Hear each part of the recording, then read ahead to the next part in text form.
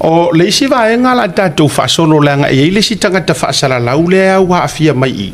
But before that, le ataua breaking news. Yeah. O lele wa maua mai le sainga lele. Yeah, le sainga la lea nga o mai ngei fai mai o ia o kama fai pisi ngisi. Oh yeah, nga. O ia ngai umai langa lau papa ka ko producer po ista ta fa pena. Sei kongi mai lunga mai le tele o aton to tele le sia so leo. Ya, so wa va yakupe o maua le tatu producer. Ya. Kana. Ya, le atana wa avatu kona. Les. Ia le atana na avatu na usa o mai lana lau papa sa o mai I ofisa o leo. Nga. Ui fo le lunga. O le la o to sila mai. O kuala nge yo kala kanga kai nga o mai fa lafi mai le kama I Vietnam le po le Thailand. Ia lele o ku mai male lau papa. Yeah. A tangata le fa mai o le ona sa o lea o le una le rent. O ia nga le nga sa ka ba le fa mo ia nga le una le. Ya vai le mo mo si umum ku fi opa. Vai mo kama. Ia. E mo Thailand ai mo si umum. Ia langa ofio angange. Ele fa de bingo la utara le tu. Le la le anga I fu mangu ya kulo wa sa so mo mai nga. Tailo tele nei au kele lo po iso na so tanga wa fia mai ile fia ngo si umuma ko tu banga o fo se kinge ya si vanga la sto nga tu langa fa pena ya la ka va le ko I fu mai manu ya mai tu malo ya ala manga ya langa Thailand le wai ile fu se me la mai fu mai USA ya wa pe passport USA passport America le ngai yo au le winga la fa matalanga le wa pu ene ye leo le vaenga le na le la ya le tulang o Aisa ai mana tua o le ka fia le wak palo lai kuare siang ka mai ala wari kongwa ya le runninga ia le una le rent ka ya le una le mana tua mai e uma enga nga ka fia ia nga ka mai mai mala vale ai oso mai sainga le fai mai langa live ia au ka foka vale mai fai mai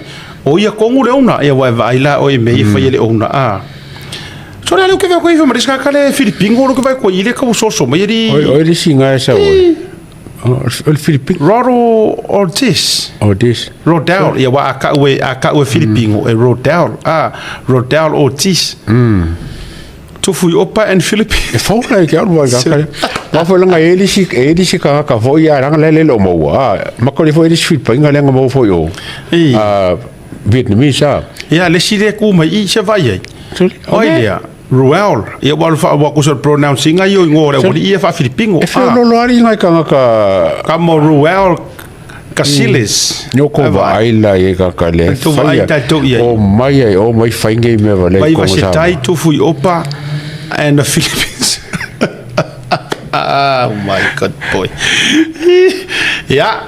o le fai lo atu le na o la ua I lima nei o leo mo sina taimi wau te loe tu foi tu tale tu ko la le mo ko kasi la le mo le la su ele le la Matthew na Jen Yu Ying Yu Ying ele mo la le o sauda ko le Matthew na Jen Yu Ying o fe le ngu o Vietnamese la le le la su ele e la mele la fiere le o ai foi o nan Jen Yu Jen o po si pa mo le makaukia ia le fu ko kau so le ai sa ka le ko vai ko yangi o le kau fa ko rumengi o papa ri le akau ele si mai dai le no vai to fo ia de pe out tau mas ele por masinga ele por do e masinga ka ruinga o mai fo le papa ala fo ko o me le papa fo ko mo ri fa ko o tau te li lo ala po le ale tu inga me le la tu puni